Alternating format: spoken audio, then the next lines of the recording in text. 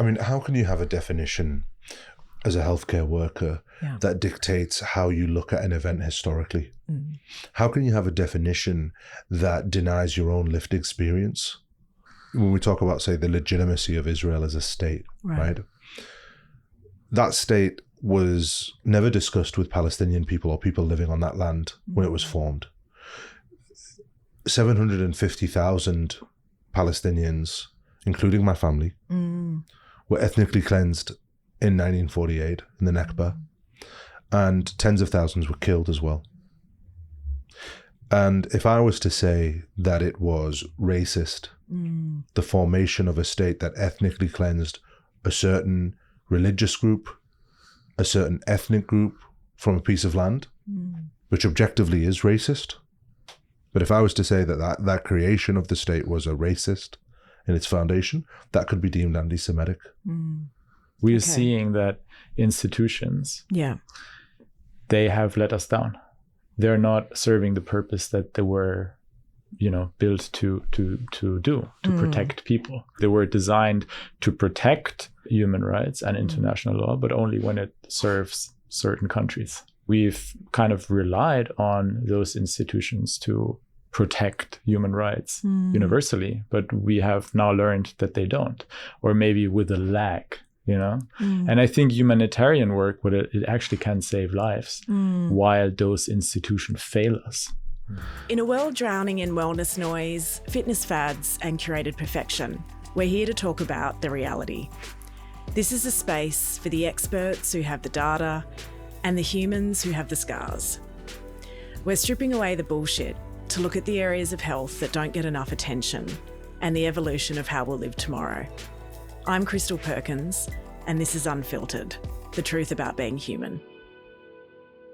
Welcome to episode 7 of Unfiltered, Refusing to Look Away, the physical cost and narrative wars. Today we're talking about saving lives, healing minds, humanitarianism, health, and free speech with Dr. Mohammed Mustafa and Soheil Malagutti. Every war is fought on 2 front lines. The first is the physical front line, the sound of incoming airstrikes, the cry of families searching for their loved ones, the struggle to keep human hearts beating inside targeted hospitals within war zones. The second is the narrative front line. It is the war over truth, the effort to remove the media blackout, to question the dehumanising language used by Western institutions, and to convince the public to look past the political theatre and consider the reality of a genocide. Today, we are bridging the two together and grounding our conversation in the ongoing catastrophe in Gaza, bringing together 2 men who have both refused to look away. We discuss saving lives, healing minds, humanitarianism, and health, and the importance of free speech. To understand the scale, we have to look directly at the impact. 94% of Gaza's healthcare infrastructure has been damaged, destroyed, or rendered non-functional. Over 1,700 healthcare workers, doctors, nurses, and paramedics have been killed while trying to save others. We have now reached stage 5. That is the international classification for a total famine. And right now, a severe wave of childhood starvation has swept across the territory. This is the unfiltered reality on the ground. Joining us in the studio is Dr. Mohammed Mustafa, an English-Australian emergency physician trainee of Palestinian heritage, whose courageous humanitarian work has brought critical attention to the healthcare crisis in conflict zones. Coming from a Palestinian refugee family, Dr. Mustafa pursued medical training across Britain and Australia, embodying a lifelong commitment to human rights and care for the world's most marginalised. In June 2024, driven by a profound sense of responsibility, Dr. Mustafa volunteered in Gaza's Nasir and European hospitals in Khan Yunis, providing urgent medical assistance amid challenging conditions. His dedication led him back to Gaza in March 2025 with the Palestinian Australian and New Zealand Medical Association team, just as the fragile ceasefire collapsed. Welcome, Dr. Mustafa, to Unfiltered. Also joining us today is a man fighting the war on the narrative frontline. He is an ex-finance executive who walked away from corporate comfort to become a systemic critic and a vital anti-capitalist voice. Soheil Malagutti, welcome to Unfiltered. Thanks, Krystal. Happy to be here. I want to start by going back in time with both of you to work out where you've come from and where you are now. Dr. Mustafa, how did growing up in a Palestinian refugee family shape your path into emergency trauma medicine? I mean, it's an interesting question. I think, when you grow up as a refugee, you grow up without a home and you grow up with this identity crisis. And I think a lot of people that have grown up as immigrants or refugees in other countries, they have that identity crisis. I've got a thick English accent, right? But I'm obviously clearly very Arab looking as well. Now, obviously, these two cultures, there's a convergence within me of these two cultures, and there's an identity that you're trying to find. And I think throughout my whole life, I was trying to seek and find that identity. And that identity came with the fact that I would see my family back home being killed, living in poverty, and also the struggles of dealing with, living in this new world that sometimes didn't want me or me to be a part of that society. So I think there was always that kind of struggle. And one thing that I always saw was my dad. He was a doctor, and I saw the impact that he made on my life and the impact that he made on his family's life. Right. And I just wanted to emulate him and follow in his footsteps. And I felt like in a world that's so charged and politically driven, medicine is something that is universal. And I thought if I could make a change, it probably would be in medicine. And that's why I pursued medicine. Amazing. What kind of doctor is your father? What does he practice? He's a fertility specialist. Wow. Yeah, incredible. Thank you for sharing. Yeah. And Soheil, tell us about your background. You went from being an investor to a now coach, building also a retreat or a project, which would be a retreat and wellness center, I guess, in Mexico. Your focus now, I guess, from investing sits at this intersection of purposeful living, would you say? And has your content that you also make become a vehicle for a systemic critique, or has that come later? Sure. Yeah, maybe let me take it in turns. So, to my background, as you said, I was working for many years in finance and private equity in London. And, there was a career that I worked very hard for to get in, whether there was in university or doing loads of internships and, working very hard to get to that point. And a lot of people are probably, they would die to have a promising career like that. I was on paper, I was living, the dream of many people. I was making good money. I had a good status. I was living in the best area in London. But, at some point you realize that, underneath all of that superficial success, there's sort of this gap of, having values and something you believe in. And then what is it actually you're doing? And the kind of people you're working for and the system that you're helping to grow. And that is a system that ultimately exploits people and cares more about, profit than it cares about actually morals and values. And I was kind of living this double life for a while, I guess. But then when the, genocide in Gaza started, that was what pushed me over the edge, because I could see the connection between that capitalist system and the genocide. And I just knew inside of me that, there was the end of this. And it wasn't even a decision I took. I just knew it inside. So I left that world and I, quit the job and I quit the industry because I saw how, my firm and sort of the whole industry was taking the stands of the wrong side. And I felt more and more like a sellout. So, and maybe to answer your question on the content. So I wasn't really on social media before that when I was still working in finance. Right. So I started to build a platform after, because once I quit, I felt this freedom to now speak unfiltered and say what I want to say, speak about the industry, how I became an anti-capitalist, and speak the truth about, you know, politics, about Gaza, about Iran, about other places. And, you know, I was happy to see that a lot of people care about what I had to say. And so I'm using this platform to try to inspire people and say my truth and hope to make a difference through that. And then, touching on the hotel project. So that's just something I'm trying to build, sort of a community that inspires people, that maybe takes away people's fears to like speak like this, because I think we need to keep the truth alive. Yeah. And the hotel project is really just making something physical and not just, you know, connecting with people online or on social media. And the idea is really just to build a place where people can come together, like-minded people, and exchange ideas and, you know, build a community. And you have an Italian and Persian background and heritage. That's right. On mother and father's sides, but you live in Germany. What is it like to live in Germany and to be an honest, unfiltered content maker? Yeah, so I mean, I haven't lived in Germany for the last, how long has it been? I think 13 years. Right. So I moved out of Germany to study in France, and then I moved to London. And I have, to be honest, no intention of ever moving back to Germany. I think I've been very disappointed by the political landscape in Germany, how they have not learned from their past. Right.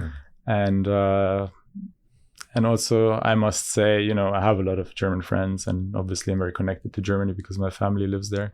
But the general, you know, mindset, I think, there towards foreigners and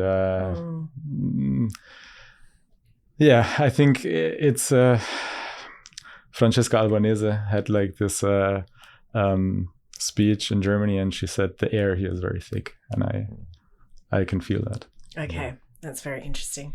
Speaking of being detached, Dr. Mustafa, doctors can sometimes often be encouraged to detach from geopolitics surrounding their patients or society. You've rejected that, I would say, by filming yourself on the front line of that trauma care. Yeah. How did you find the conviction to expand your medical career into political and human rights advocacy? No, I don't think it's advancing your medical career. You know, when I was in Gaza, I remember when there was a mass casualty event and there was these bodies of children just being brought in. There was children with limbs missing, heads missing, people burnt, 80% body burns. And, you know, the blood sometimes from these mass casualty events, because the ER room is so small, it sometimes can be up to your ankles where you're covered in blood, right? Yeah. And I remember I picked up my phone and I started recording. And this doctor from a major charity group came in and said to me, "You're not allowed to record. It's against the rules." Really? And I remember I stood there and I just, you know, I opened up my arms like this and I said, "And is this the rules? I'm the one breaking the rules. There's dead children here. And me recording these dead children to show people what's going on, that's the rules that I'm breaking." And this comes down to the heart of the problem, which is that institutions have failed Gaza, and they failed they failed humanity. But this isn't a rarity. This is a pattern. You know, back in 1944, there's a story actually about Nazi Germany. Right. And it was Theresienstadt, which was a Jewish ghetto in, it was in the Czechoslovakia, I think it was. And after months of campaigning, the Red Cross Committee was allowed to go and visit this ghetto. Right. And before they came, the Nazis deported about 7,000 Jews out of there to Auschwitz to reduce overcrowding. They got the children to sing when the delegation came in. They repainted the ghetto. They built up some storefront areas to make it look like it was a normal place. Yeah. And when this delegation from Denmark came in, after they left, they reported to the world that they didn't see these, you know, these crimes that supposedly people had been hearing about. Wow. Completely censored. That's the Red Cross, right? The Red Cross went into a concentration camp and basically said there was nothing going on, nothing to see. And you look at Gaza, and what you're seeing journalists not being allowed into Gaza, but you're also seeing the ones that are allowed into Gaza are hand-selected and hand-picked by the IDF of where they can go and what they can see, just like what the Nazis did with the Red Cross, because they were only allowed to speak to certain Jews, they were only allowed to see certain things, and they were only allowed to walk a certain way. Now that to me, when Isaac Herzog came here to Australia, yes, right, the Israeli president, right, this is a man who said we need to break their backbone in Gaza, and he says this idea that there's no innocence in Gaza is not true. That man, who was quoted in the International Criminal Court for incitement to genocide, when he was invited here, the Red Cross visited him and shook his hand and did a photo opportunity for him. And you just think to yourself, like, has the Red Cross not learned anything here?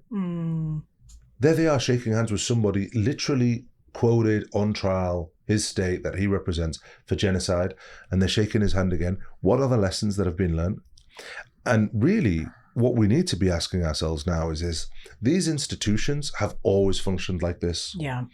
And what we're actually beginning to see now, or what people are beginning to realize, is that these institutions have learnt and perfected memorializing atrocities. But perpetrators have learnt to perfect these atrocities. Because before, when delegations could go in and they would control what they can see, now the perpetrators are picking who can go in and what can see. And that shows you an evolution in the crimes that we're beginning to see. And this is why it's becoming more and more scary, the world that we live in. Because not only have we built and spent lots of money and lots of infrastructure and laws to build these institutions are not just working, they're regressing. The perpetrators are now committing crimes even more flagrantly in front of us, despite having all these institutions that are meant to be standing against them. That's the egregious thing about what's going on in Gaza. And controlled by funding, controlled by governments and, as you say, people that are trying to control the narrative and the power structure. Is that why you picked up the camera as part of it as well, to expose some of that as much as the atrocity? When international journalists aren't allowed to go in to Gaza, and the only people are healthcare workers that are going in, and aid workers, and healthcare workers in Gaza are being killed, aid workers are being killed, Australian aid workers are being killed in Gaza, UN peacekeepers are being killed in Lebanon and in Gaza, right? Who is left to report what was going on? And I made the conscious decision where I was like, well, they've bombed the hospital while we're inside the hospital. If I was in another ward or another department checking on a patient, I could have been killed. So I'm just like, at the end of the day, there's no safety here, and we could all die, and we might as well die trying to at least tell the truth of what's going on here. But to sit here and start saying that you're going to have to follow the rules and be silent while the hospital that you're in is being bombed, while all these kids are being killed. Because, at the time I was going in, there was a blockade on Gaza, no food was going in. Even us, international workers, we didn't have any food as well. We were rationing and sharing food between ourselves. So it's just like, well, we're starving here. We're dealing with, women who are coming in with 80% body burns, and we don't even have painkillers here.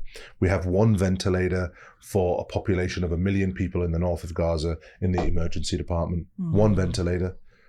And it's just, it gets to a point where you just say to yourself, like, what could you do except pick up the camera, record, and speak out about what's going on? There's, in the Hippocratic Oath, for doctors, you have to advocate for your patients. Yes. Yeah. And there are 1 million children in Gaza on the verge of starving to death, being killed, largest cohort of amputee children in the world in a war zone. Yeah. I mean, if you're not going to advocate for them, what kind of a doctor are you? Yeah. And I felt like, there are obviously risks to this, but if you're not going to speak about this as a doctor, when will you speak up? Because if you're not going to speak when there's a genocide, you are never going to speak. Yeah. Absolutely. It takes huge courage to do it, but also there's not that protection there. You've got UN peacekeepers, but you're being bombed. You're not protected because doctors are being taken hostage. So it takes huge courage to do it and, completely acknowledge and recognise that you have been educating people on what is actually going on over there, that our mainstream media won't even show this footage. So, Hale, in terms of your career, you mentioned before you were in finance, and you've since been an outspoken anti-capitalist. Talk to me about how the dehumanisation of the capitalist system has allowed people to be treated as a resource, I suppose. How do you see the same methodology leading to war or famine and killing innocent civilians, as per what Dr. Mustafa is saying? Yeah, for sure.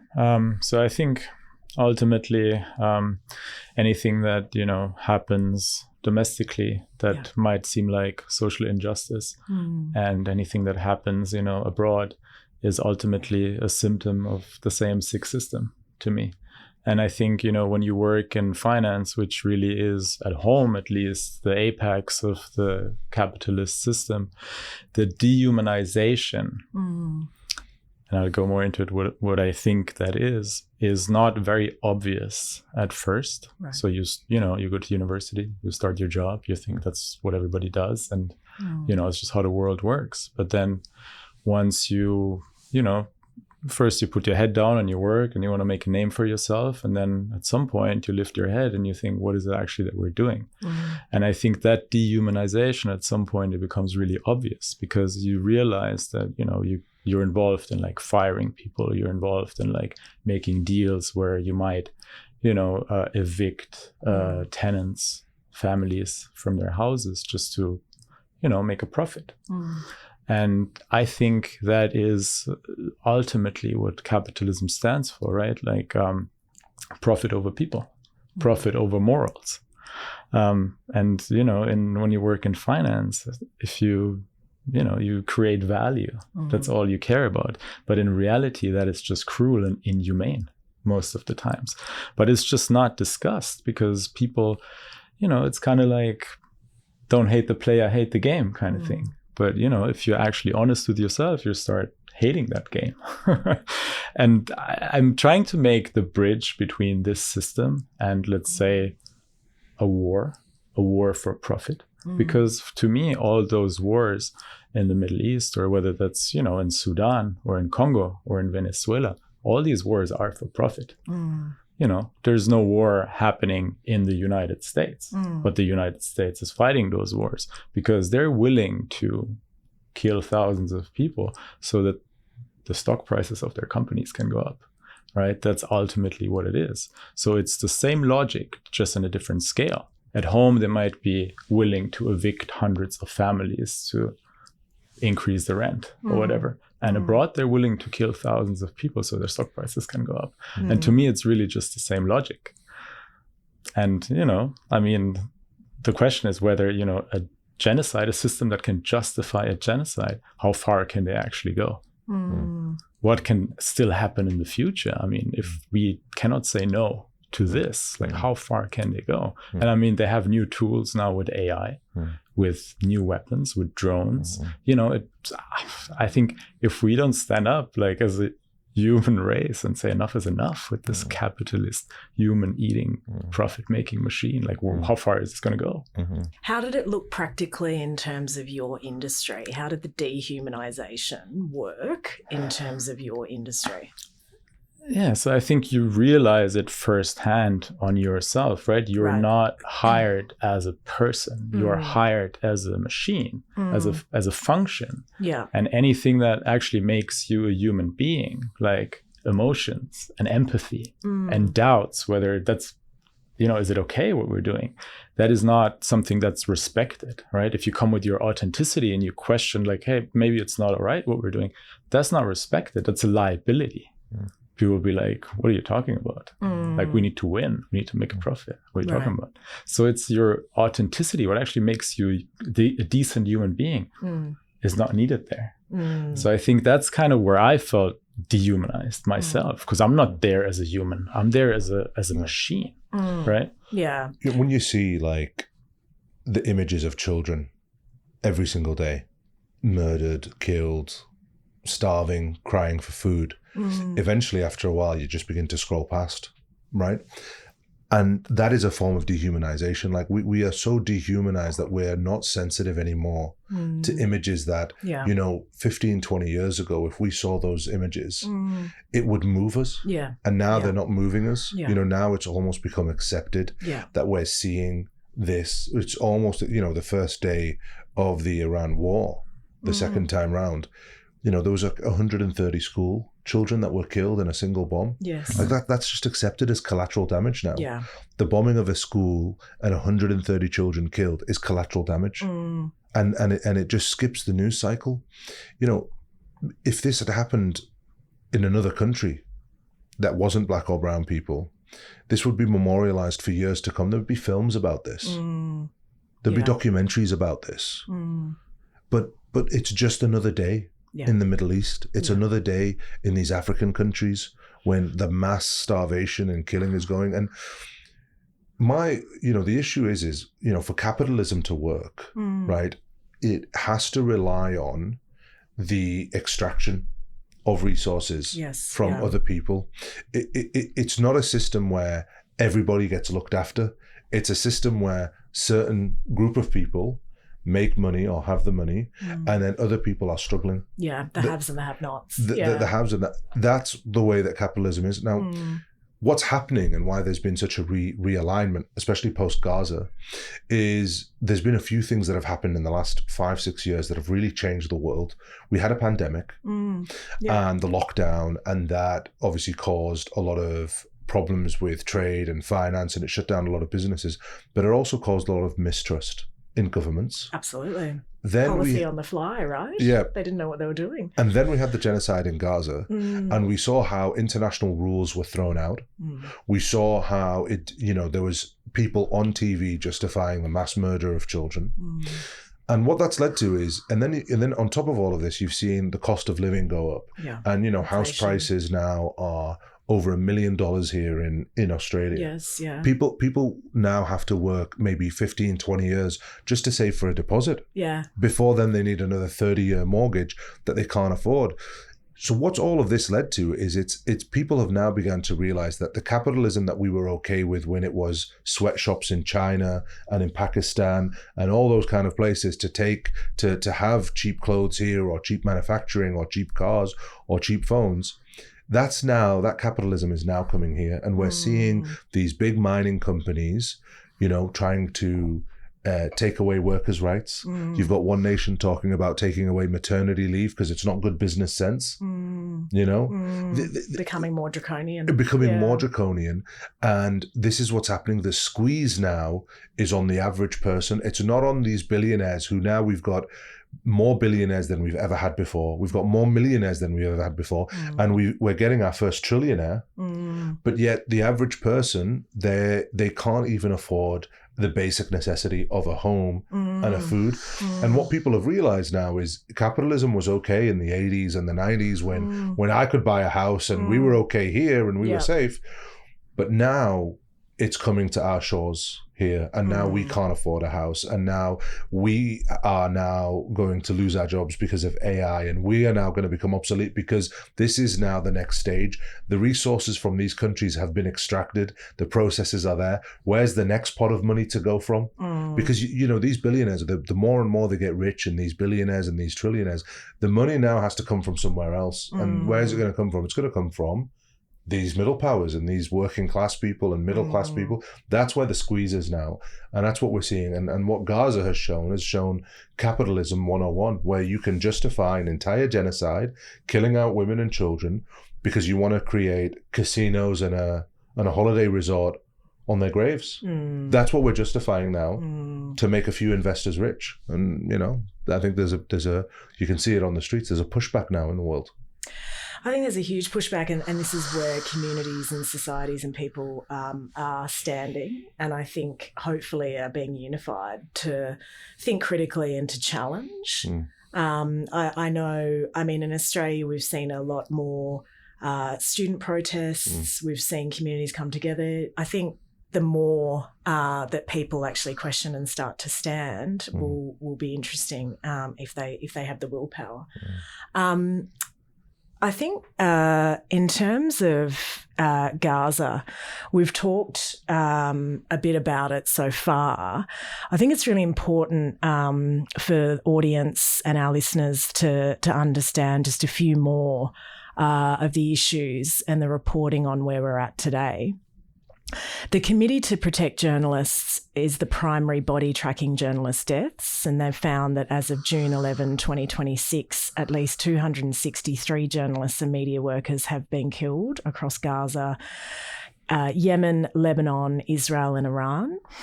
And over 250 were killed by Israel specifically, including over 200 Palestinians killed in Gaza. Healthcare Workers Watch, dedicated monitoring group, recorded over 1,500 Palestinian healthcare workers have been killed by Israeli forces since October 7. And as at April this year, the snapshot says that alongside over 400 health workers being reported missing over the same period. The official toll from Gaza's Ministry of Health, as reported by the OCHA and the UN, stood at over 70,000 Palestinians killed and over 170,000 injured between 7 October 2023 and April this year. As at mid-2026, the figure had climbed past 73,000 within the territory. Women and children have become the disproportionate share. Dr. Mustafa, talk to me more about working as an emergency doctor in Gaza and when the ceasefire abruptly ended on March 18th, 2025, and you witnessed the suffering beyond comprehension. What was going through your mind at the time? And when you were filming, as you mentioned? The ceasefire. And at about 1:30 a.m., we heard about a dozen bombs going off in about 5 minutes. And these were shaking the room, so we knew that they were close. The window had opened because of just the force of the blasts. And we heard sirens, and instantly we knew, this can't just be like a little strike in the middle of a ceasefire. We knew that the war has probably just resumed now. Yeah. And we rushed down to the emergency department, and, within about 30 minutes, the entire emergency department was full. People were on the floor being treated. And it got to the stage where we were actually treating people outside the emergency department on the street because it was just so many bodies. One ventilator. So, if you want to put someone in a medically induced coma, you need a ventilator for them. Right. But if we have one ventilator and you have so many bodies, hundreds of people, some of which have got 90% body burns, some of them have got limbs missing, some of them have got their intestines hanging out. Who do you sedate? And you don't even have enough sedative medication to sedate everyone or give anybody painkillers. So you're dealing in an impossible situation in a mass casualty event.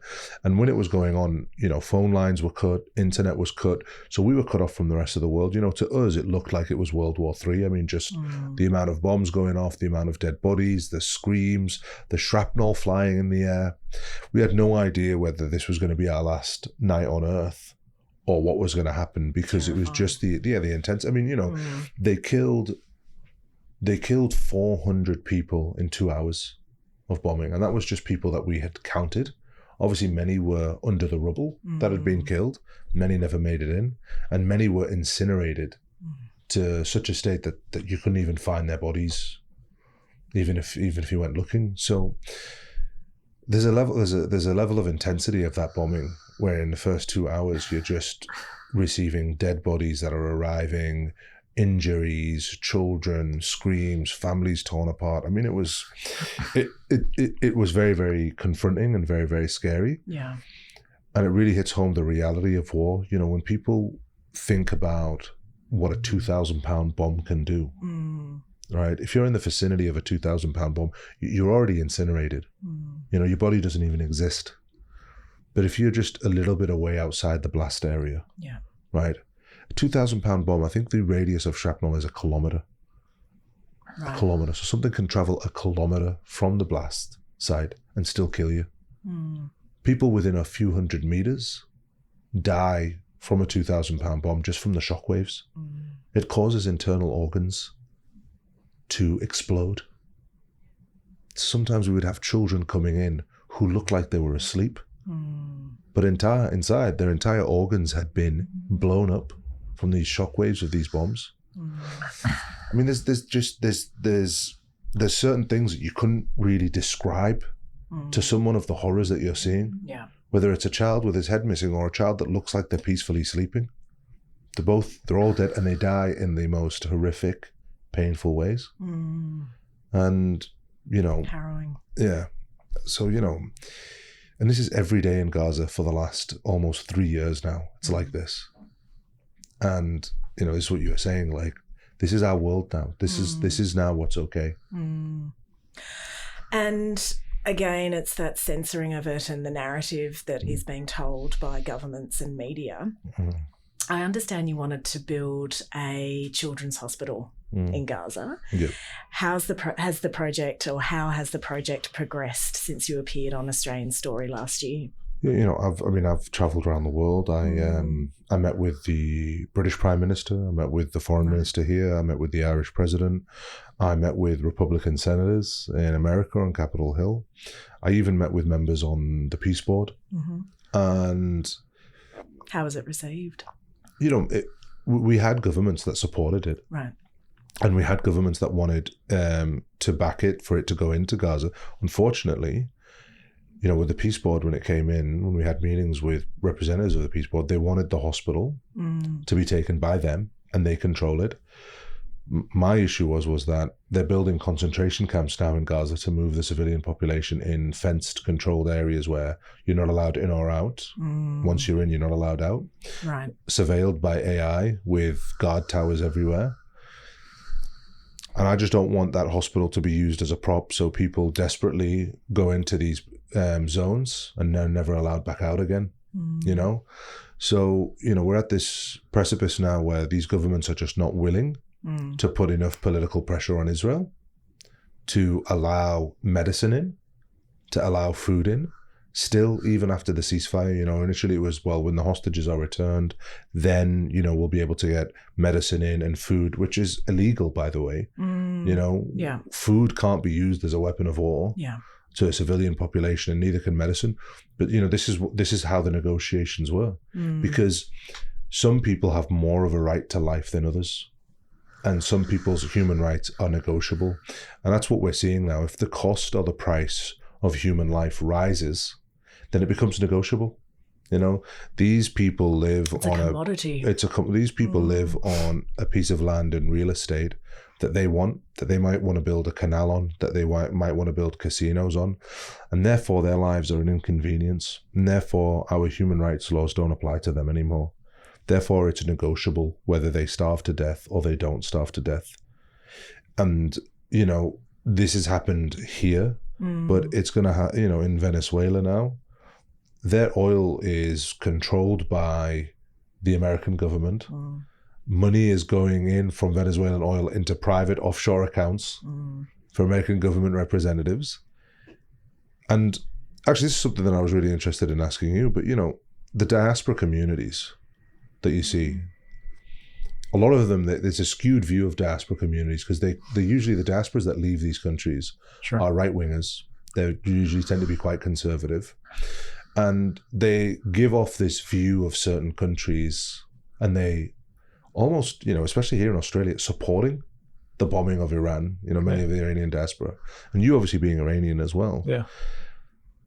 You not supporting these wars, I mean, that's a pretty unique position to take as a diaspora. And yeah, I mean, that's a good question. And I think we've seen this now in the war on Iran, that a lot of the Iranian diaspora in Western countries actually do support war on their own country, which I think is something you have to wrap your head around it. But as you said, most of them are actually right-wingers. And you see them waving Israeli flags and American flags. And, they come and they say, well, this is for humanitarian purposes because we want to, help human rights in Iran. But how are you going to help human rights in Iran by waving Israeli flags, the country that's violating the most human rights, in the world right now. Mm-hmm. So I think, those diaspora people, they left Iran because they were, on political opponents of the current government. Right. And, I think me and my family, so my mom's from Iran. My mom also left Iran during the revolution because they were also, let's say, not opponents, but they didn't want to live under Islamic rule in Iran. So we've been critical of the government, but we would never support a Western invasion into Iran because, of course, Iran has problems, and every country in the world might have some problems, but it's on the people to solve those. And it's harder to solve them if you're under siege by a empire that has military bases all around you and that meddles with all your attempts to make changes in the country. So do I want change in Iran? Sure, you can always make changes for the better, but you cannot have change by letting a genocidal empire into your country.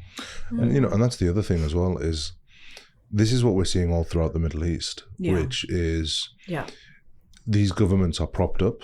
Right. These kings, right? In the Muslim world, we never had this thing of kings. Kings is a European thing. It never was a Islamic thing. We didn't have rulers and kings that were blood by blood. Okay. But now this has been imposed on the Middle East, and so it's become more hierarchical, relational, societal. It's just the monarchs. The monarchs are not a thing. You know. Yeah. And what they claim is they claim that their lineage comes from the prophet, that they're related somehow to the prophet. That's where their lineage comes from, and that's how they've sold it to the public. But pretty much everybody rejects the notion of kingship in the Middle East, right? It's not the way that Muslims govern themselves, right? Yeah. But what we do is in this country is we are democracies, but yet we don't allow these countries to have democracies, because Iran at some stage had a democracy. Which was overthrown in 1953. Which was overthrown by the CIA and the British, the MI6, and it was overthrown because they wanted to nationalize their oil. So again, resources. So the democracy had a price because they didn't pick the right person, or they didn't behave in the right kind of way. And that's why these military bases are there in the Middle East. They're not there just to protect these monarchs. As a matter of fact, what we've seen is since Iran started bombing these monarch countries, that these military bases were not designed to protect them. It was designed to protect the oil. Right? As long as they agree to sell oil in the dollar and they agree to invest billions of dollars, when you see Donald Trump go to Saudi Arabia and they pledge they're going to invest $1 trillion in the American economy. I mean, that's like a mafia essentially just coming in, and it's protection money, And what it means is you won't get sanctioned at the UN, you won't have any human rights violations coming after you. You're protected, you're in the circle, just keep paying us and the flow of oil and the way that we want it, and control the market. And when we ask you to produce more oil, you produce. When we ask you to produce less, you produce less, but keep your population under control. And that's why these armies have not been able to do anything against Iran, a country that's been under sanctions for 50 years? And these countries that have got billion-dollar industries and have billions of dollars worth of weapons, they've not been able to even adequately repel $10,000 drones. Why is that? It's because those armies were never paid for to fight a war. Their armies are there to control their civilian population. It is not there to project power. Projecting power in the Middle East is not for these countries. The projection of power is Israel. Yeah. That's the one, that's the attack dog of the United States to the entire region. And what we have seen now in the Middle East and with Iran and everything else is that there is an emboldening now within these civilian populations in these countries, that they realize that their countries and these kings, and they might offer them, free land or give them a nice cushy life in these Gulf states, but they realize that it is a paper tiger, and that that illusion, that oasis, can disappear like that at a click of a finger. Yeah.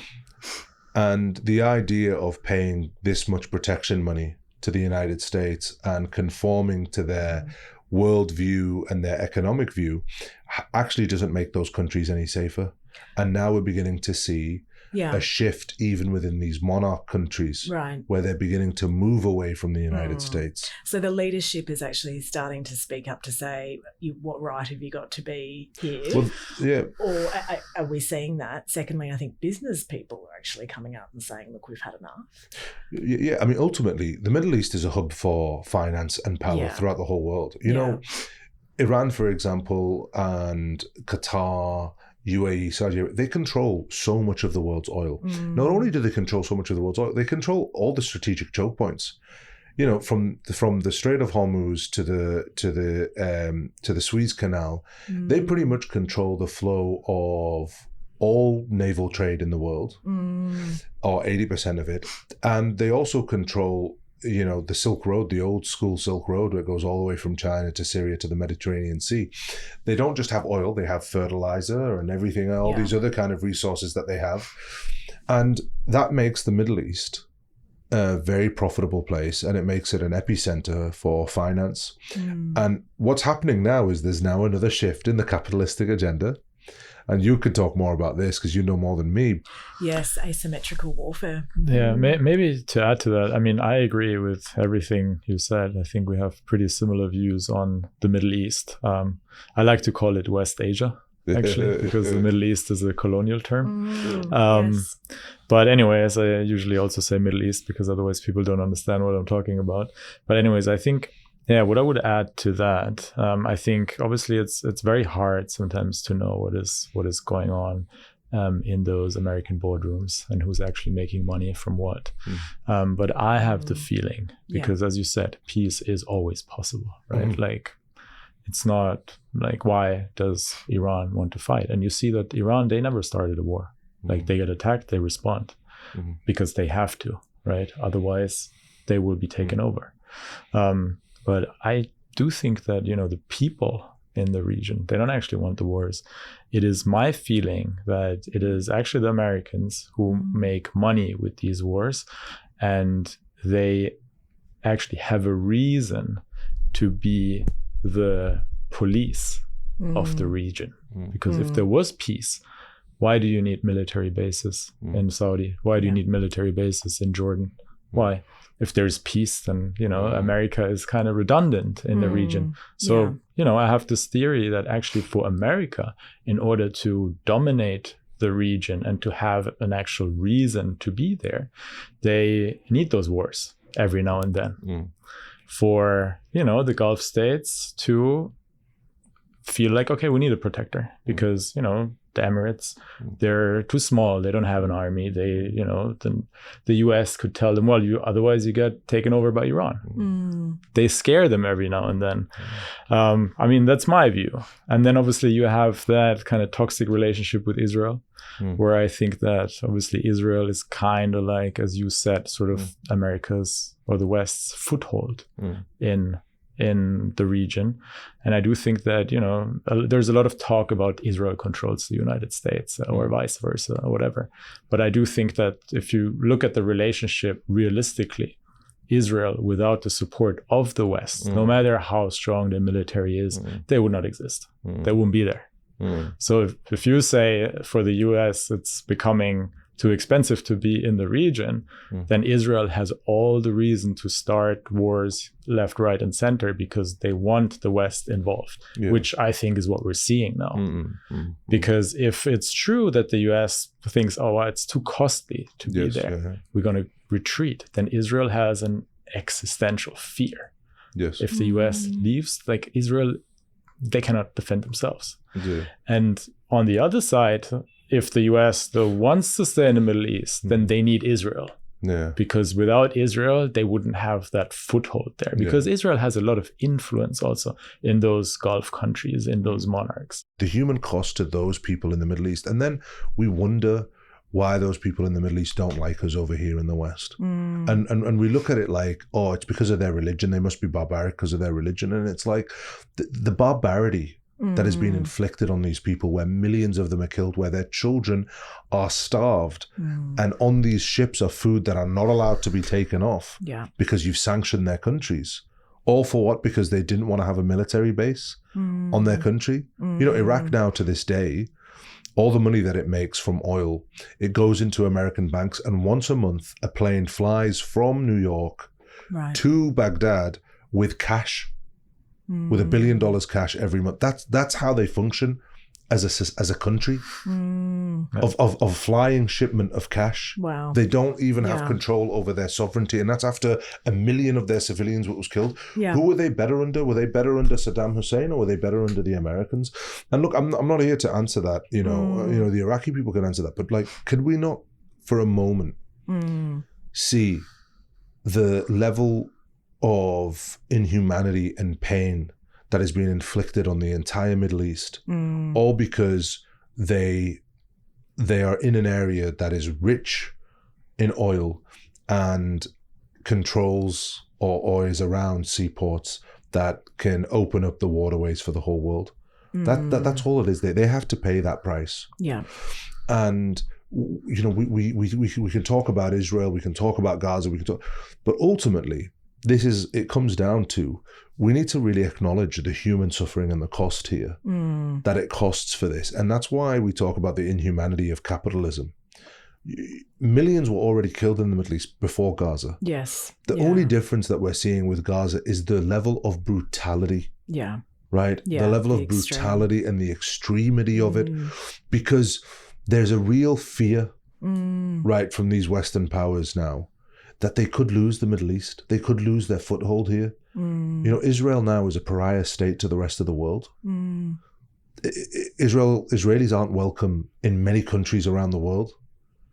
And what they're beginning to see, and the United States, with the rise of China and the fact that they are unable to deter Russia and Ukraine, despite billions of dollars and all their weapons and everything else right here, they're beginning to lose their foothold in the world, and they're worried and they're scared that they're going to lose control of the economy. They're going to lose control of their petrodollar and their foothold and their control on all of these countries. But the problem is the way that they've always asserted this control has never been mutually beneficial. And this is where the problem lies, because if they built an empire that was based on mutual respect and trade and developing these countries, rather than just there to, like what the British did, just to extract the resources and leave these countries completely impoverished, without infrastructure, without anything. Bringing it back home, you know, something that has happened and is happening in terms of change, Dr. Mustafa, is that the Australian Health Practitioner Regulation Agency has now adopted the International Holocaust Remembrance Alliance's version or working definition of anti-Semitism. And that is, just for the listeners, a short, non-legally binding statement that has been adopted to describe anti-Semitism as a certain perception of Jews that may be expressed as hatred towards Jews. So the definition covers rhetorical and physical manifestations directed at Jewish or non-Jewish individuals, their property and institutions or religious sites. The real substance of it, I think, sits in the examples. So 7 of those talk about examples relate specifically to Israel. The document carves out space for legitimate criticism. It explicitly states that criticism of Israel, similar to that levelled against any other country, cannot be regarded as anti-Semitic. The adoption was announced recently by the Prime Minister of Australia and the Special Envoy, Gillian Siegel. What does this mean for doctors like yourself? Well, you know, I mean, how can you have a definition as a healthcare worker that dictates how you look at an event historically? How can you have a definition that denies your own lived experience? You know, it talks about, you know, we can't when we talk about, say, the legitimacy of Israel as a state, right? That state was never discussed with Palestinian people or people living on that land when it was formed. 750,000 Palestinians, including my family, were ethnically cleansed in 1948 in the Nakba, and tens of thousands were killed as well. And if I was to say that it was racist, the formation of a state that ethnically cleansed a certain religious group, a certain ethnic group from a piece of land, which objectively is racist. But if I was to say that creation of the state was a racist in its foundation, that could be deemed anti-Semitic. You know, John Kerry, the former, I think, Secretary of State for Obama, it's not even my words, this is his words, former American head of state, and this is from this last decade. He said, Israel can be a Jewish state or a democracy. It can't be both. And, you know, we sit here for years and we go, you know, it's the only Jewish state in the world, and it's you know, it's a Jewish state that has 5 million Arabs, Palestinians, Christian and Muslims that don't have the ability to vote, even though they are controlled and governed by Israel. You have Arabs in that land that live in Israel that have Israeli citizenship, that it is illegal for them to marry a Jewish person because they're Muslim or Christian. Right. They can't own 98% of the land that is Israel, even though they are Israeli citizens because they're Palestinian. They are treated as 4th or 5th class citizens in their own country. The ICJ have deemed that Israel is an apartheid state. Right. That is inherently racist, and it's been like that since its formation. There has been a hierarchy of people that live there, and not just a hierarchy of Palestinians and Jewish. There's a hierarchy within the Jewish community itself.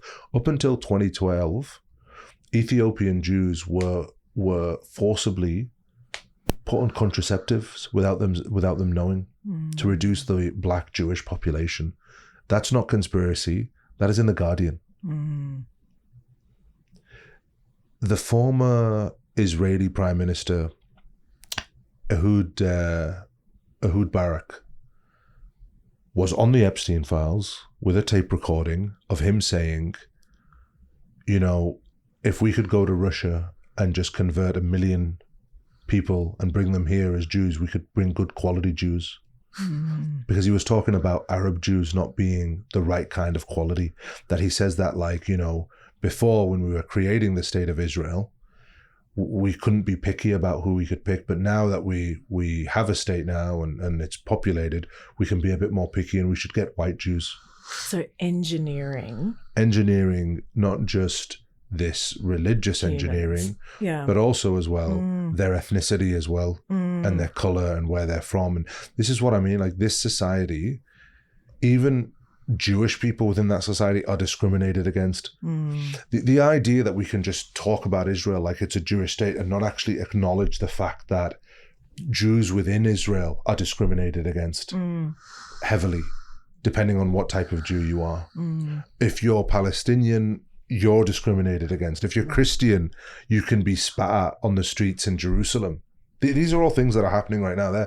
You know, the ICJ doesn't just deem Israel to be an apartheid state for fun.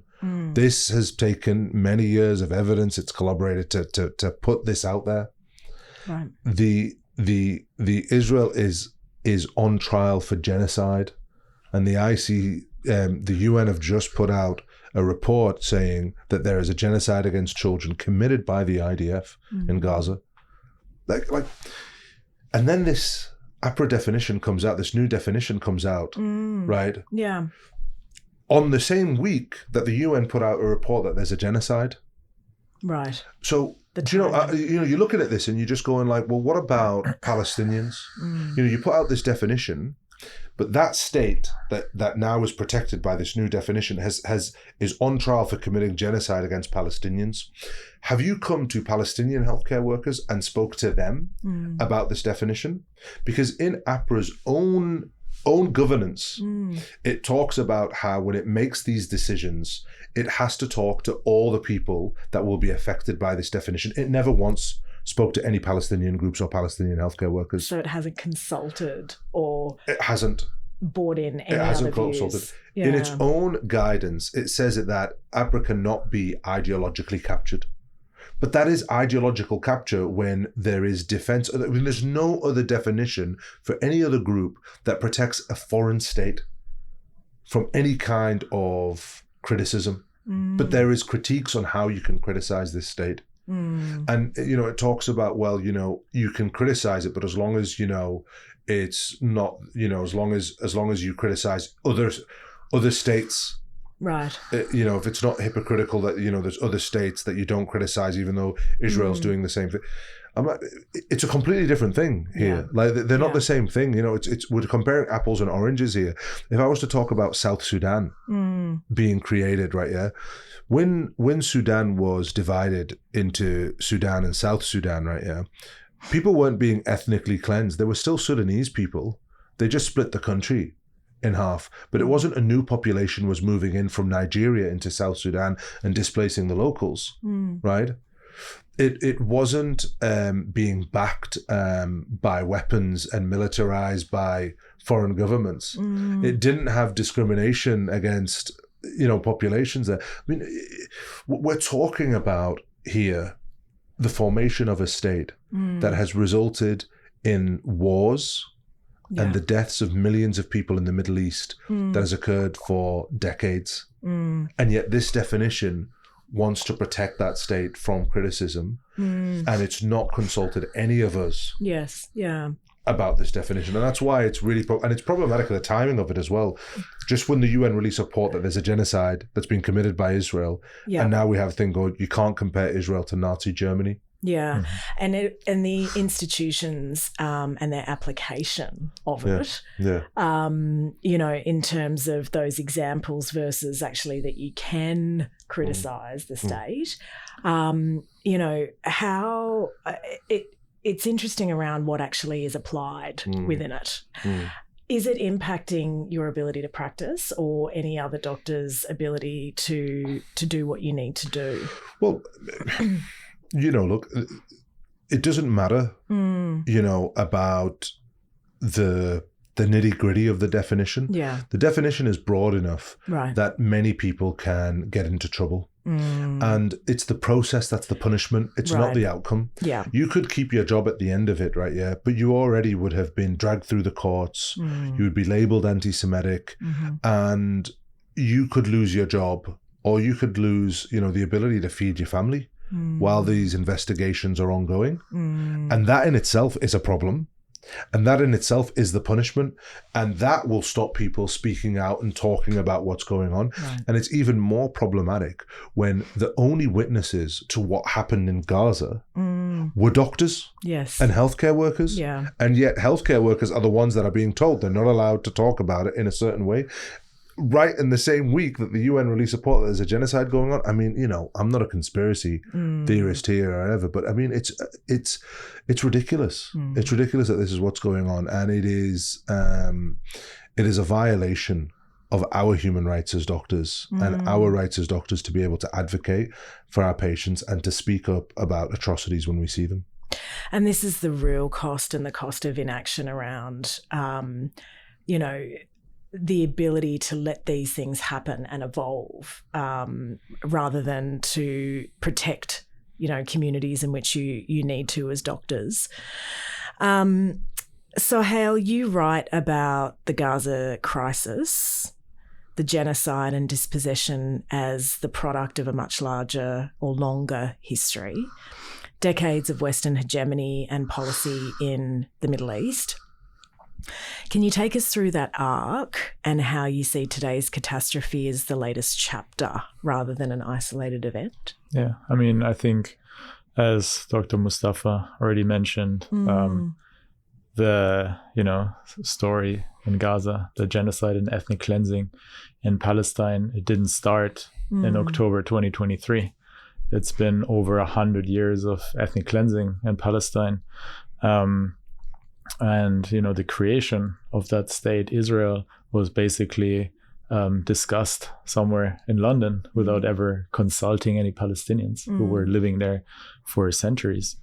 And I do believe that creation of that state of Israel, we were being told that was sort of the homeland for the Jews, but you could also see that as a Western colonial project to have a foothold. And I think almost every country that somehow at some point disagreed with Western dominance in the region was being destroyed, right? Or being attacked. And I think that has been the constant. It's been systematic. It's always about, protecting Western dominance in the region. So given the history, question to the both of you, what do you think advocacy and humanitarian work can realistically achieve? Well, look, to kill millions of people in Iraq, to kill thousands of people in Gaza, to kill so many people in Sudan and the Congo, there needs to be a level of dehumanization. Before America dropped nuclear bombs on Japan, there was a level of dehumanization that they did to Japanese people. And that was a level of dehumanization that they didn't actually do to the Nazis, right? The Nazis were always pictured as evil men and dark faces and creepy faces. But the Japanese were drawn as cartoon characters. It was to take away, and there's research on it, but it was to take away the humanity, right, of Japanese people. Whereas Nazis were evil, but they were human beings. But these Japanese were especially evil. And that's why they were drawn as caricatures. The mythologization. Yes. Yeah, and which is what happens when we have things like blackface, what happens with indigenous people. And that was required to gain the consent to drop 2 nuclear bombs on civilian populations in Japan when already they were ready to surrender. The intelligence of the American agencies with the war was already won. They were not going to fight back. But yet they still dropped those 2 nuclear bombs. What we need to do as advocates is we need to humanize people. Right. Because when you humanize people, it stops the consent to kill and murder people. Sanctioning people and writing a pen that sanctions a country, that kills as many people as bombs does. And so the pen is mightier than the sword. The pen can be mightier than the sword, but it's when you take away the ability for children to get an education or to have vaccines or to be able to have food, there's a level of dehumanization that you have to have here to be thinking that that is okay for these children to suffer. We would never accept, if there was a school shooter here, heaven forbid, right? We would never accept the police going to the school and bombing the entire school to kill the school shooter. But we accept that for these countries. We go, well, there was somebody in there, so we had to kill all these kids. We would never accept it for our children because we have humanized our children. We see them as intrinsically valuable and innocent, that even if there was somebody that was evil that was around them, we couldn't kill them to kill this evil person. We would do our utmost best to just take out the bad person and leave all of these innocent children. But when you dehumanize people, their children are just collateral damage. It doesn't matter. And this is why it's so important for, as human beings, to advocate and to humanize people and to tell their stories. That's what we need to do. That's the only way that we can fight back against this, because it takes the consent of the masses to commit these atrocities, and therefore it's going to take the awakening of the masses to stop these atrocities. And to be really careful about what you're actually getting online, as we were talking about before, this snackable content, this dehumanization and desensitization. To come back to not putting things into AI perhaps and thinking critically, reading widely, speaking to people, those skills of actually doing the research. What are your thoughts, Soheil? So I think there's 2 things that everybody can do, which is 1, supporting humanitarian work. And and the other one is advocacy, which you already mentioned. And I think in terms of the humanitarian work, people always ask, does it really make a difference? And I do think it matters a lot, because we are seeing that institutions, they have let us down. They're not serving the purpose that they were built to protect people, because they were designed at a different time.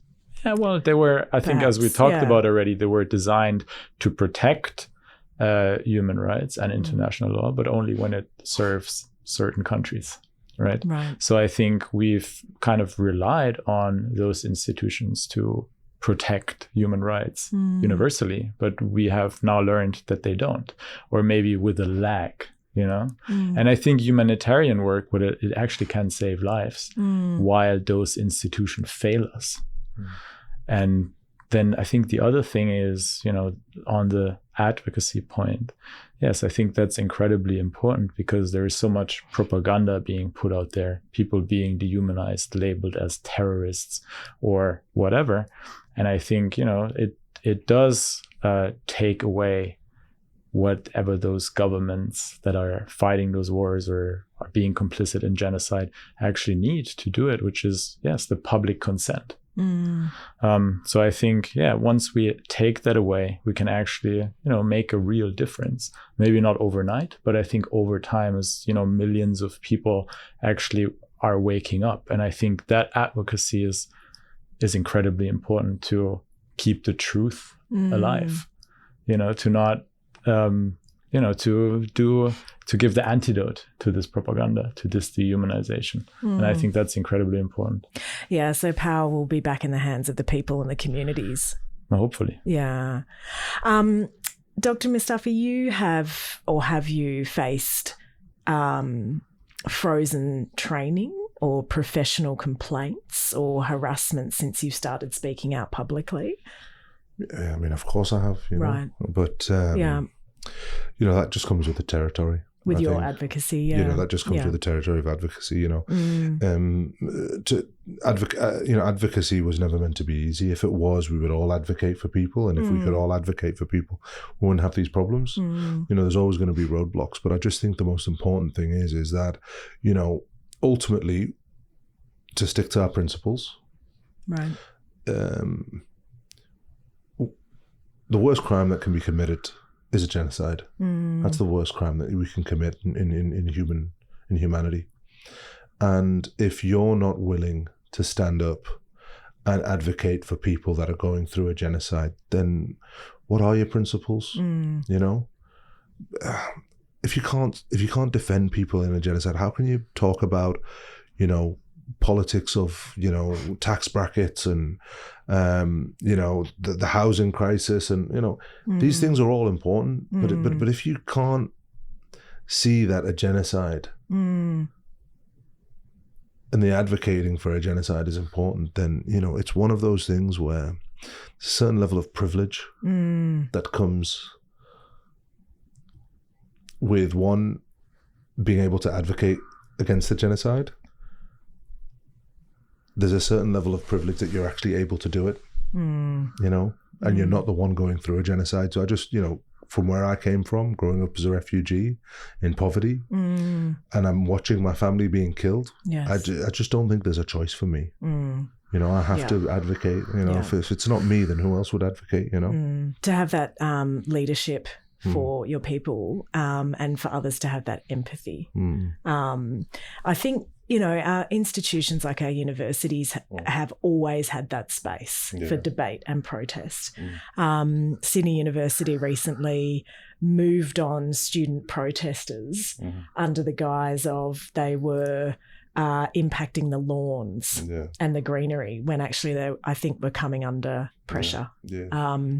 So, the same with the University of Melbourne. And it's the ridiculousness of it, it's impacting the greenery. The universities have research institutions with Israeli weapons companies that are killing children on a mass scale, and we're talking about the greenery of the space. It was an argument they made. You know, but this is what I mean. Like, this is what I mean. This is like clutching at straws. And this is the problem that we have in our society, where, like, you know, people are more offended now by what you say than what you're actually talking about. They're more offended by, you know, saying, you know, now, you know, things can be construed as a blood libel. And look, blood libels exist. It happens within, you know, there are people who are anti-Semitic who do blood libels. But, you know, you can say that, hey, look, there's 20,000 children being killed in Gaza, and you could be accused of a blood libel, right? The speaking about the crime has become more criminal than the crime itself. In Australia now, in Queensland, if you say from the river to the sea, Palestine will be free, you could go to jail for 2 years. Yeah. Right? Yeah, the laws have changed. But the actual crime of genocide, Queensland hasn't once said, oh, you know what, people who have served in the IDF can go to jail and be prosecuted because the ICC have ruled it's a genocide. So people are more offended by words and are going to criminalize words than the actual atrocities that's going on. And that is a huge problem that we have. And this is why this doesn't solve anti-Semitism, right? No. It makes it worse. It makes it worse. It perpetuates this level of racism in this issue. Because if people are saying, you can go to jail for advocating for these people being killed, people are then going to start with any of these anti-Semitic tropes that they have. It's going to amplify them. And the moment that we keep linking a state, the actions of a state, with a religion that is 5,000 years old, 3,000 years old, with a state that's less than 100 years old, and we link the two together, that's a problem. I think in addition, it's the ability to learn something. You know, there's so much fear around it now that we can't, you know, access education of the issues and discussion of the issues, you know. So it's another form of, you know, restrictive ability, not just on freedom of speech, but actually understanding the issues. Soheil, as someone now working outside institutional structures, no medical board, no professional body that can freeze anything, has your experience to push back looked different? And is there a form of consequence that you face that Dr. Mohammed doesn't, or vice versa? Yeah, I mean, obviously it's very different if you are in a job that you are risking to lose when you speak, or if you're sort of outside. And I think before I talk about my experience, I think it's always, you know, I have a lot of respect for people who have something to lose and still use their voice to speak out because they have that sense of justice. And I've personally spoken to a lot of people who have lost everything that they had built in their career. Right. Because of that sense of justice that they had, and they felt they're doing the right thing. And for me, it was a bit different because I decided that I want to make a change. So I knew I want to leave that industry. While I was still there, I did not speak out the way I am now. Right. Was it because I was afraid? I think it's because you are, I think in that industry, you sign a contract where it says anything that you do and say, you're representing the firm. And I think for that, you can get in trouble. So I waited to be outspoken until I was, you know, out of that industry. And now the consequences that I'm facing are different.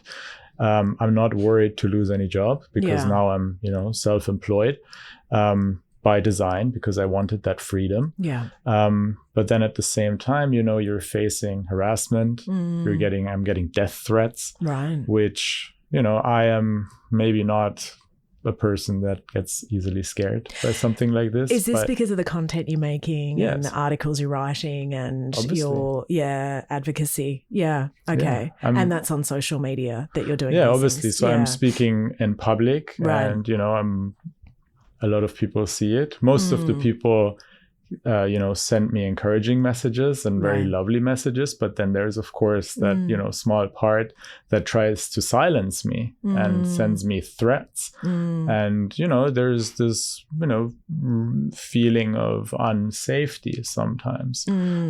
But again, I think this is sort of, I try to be selfless and, not to get scared so much by these things. Yeah. So you changed life for mental, moral, and other reasons. How would you encourage others questioning the way they're working and living to live with purpose and their morals? Yeah. So I think it doesn't necessarily always have to be a dramatic change. I think for me, it was in a kind of way, like I just decided to change completely my career. Right. But it doesn't necessarily have to be that for everyone. I think I always think in that gap in terms of there's a gap between what your beliefs are, what your morals are, and what you are actually doing, what your choices are, like who you work for, how you invest your money, how you're spending your money. And I think if you are able with your decisions, with your ethical decisions to kind of narrow that gap, you're already going a step in the right direction. And maybe just speaking about, I'm considering myself as an anti-capitalist in a way that I think capitalism is not working in the long term. It's unsustainable. But I'm still living in a capitalist system, right? So I'm still using money. Yes. I'm still spending money. I'm still living by the rules of capitalism, but I'm conscious and aware of all the decisions that I'm making. And it needs to be ethical decisions. Yeah. So I think what everyone needs to do, it doesn't have to be quitting their job and changing their careers completely, because a lot of people have circumstances where they can't, where they have a mortgage, maybe they have kids, where they don't have the freedom and the flexibility to do that. But I think what everybody should do is to be honest to themselves. Number one, to know where their values are. Yeah. And then how in line with their values their choices are. And I think trying to bridge that gap. I think there's a point of a lot of variables of why, we have our circumstances in life. Our values are always changing. I think it's the courage to take action and move out of that complacency or the status quo. With that change in life and leaving your industry you were in, you're now focused on building a hotel retreat in Mexico. What do you hope it will do? So building a hotel has always been a dream of mine, and that was sort of like developing over the last few years as sort of like something that I wanted to do in the future. And that has materialized a little bit more now that, I know the place where I want to do that. And I know also the theme of it. And I think it's very much connected with my worldviews and with my life philosophy. And I want this to be, not just some random luxury boutique hotel, but I want that to be sort of, I don't know what you would call it, but maybe like a retreat hotel where people actually come to escape that, capitalism and to maybe build a community, meet other like-minded people, and to discuss these things and to strip away sort of like the propaganda and all these superficial things in their life. Because I was living that life for a long time, right? I was, as I said earlier, I was living in London. I was, living this capitalist dream for a while. And now since I left that industry and that life 18 months ago, I started like stripping away all that nonsense, all that stuff that I believed in. And I feel like that there's a lot of people that I speak to that reach out to me and ask me questions that, they feel similar to me. Yeah. And I want to provide that community, that space that that conversation, not just online, but also in a physical place. And will it focus on wellness and health and other facets, or what do you hope it will do? Yeah, so I think a holistic approach would be nice. I do think that, in order for someone to come back to their real values and discover what's important to them, my philosophy is really around, the connection that you have with your true self. And I think that is the connection with nature. And it's also a real connection with other human beings. Because I think what our modern society does, that we are being detached from how our natural being actually needs to live. And I think it makes a lot of people depressed. And people don't realize that, because especially the new generation, right? They grow up just looking at screens more than looking at people. They grow up talking to AI more than they actually talk to other people, which, maybe it increases their productivity, but it makes them depressed. So, I think people need to somehow be able to understand like who they are, and come back to, their natural self. Yeah. So disconnect to reconnect. In terms of building humanity again. Okay, so looking, I guess, back, and then we'll go forward. What was a particular moment from your past that made you compelled to no longer stay in your lane? What was that one thing or that time or experience where you needed to change? What was happening in life? Yeah, so I've always been, let's say, on the left spectrum of on the left side of the political spectrum. I think all my life I grew up with, in a family that was very politically aware. But, I just went with the flow and, studied finance, and then got a, job that was very desirable and all of that. And I think I knew that deep down that that's not really me. But I think that one event that, pushed me over the edge, that, sealed the decision to actually do something else was when Gaza started. Right. Because I couldn't justify with myself to keep working for those institutions, for those people, for that system. Yeah. So really the moment where I knew I'm going to just, turn around and just take another road, it was that moment. Yeah. Okay.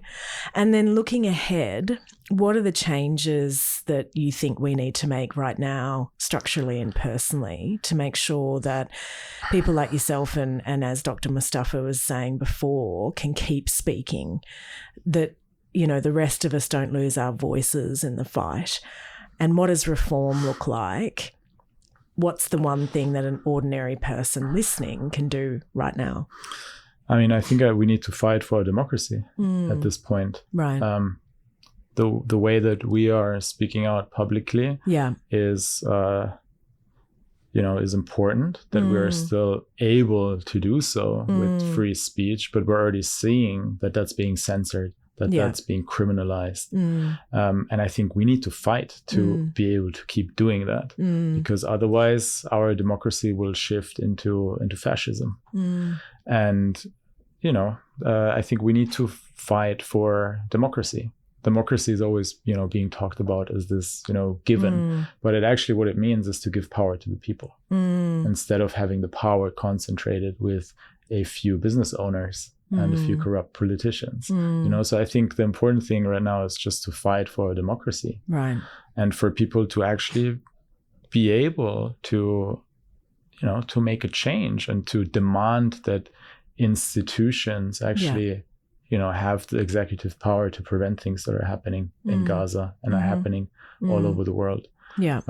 So I think, I don't have a crystal ball what's gonna happen in the future. Yeah. What's your hope for the future?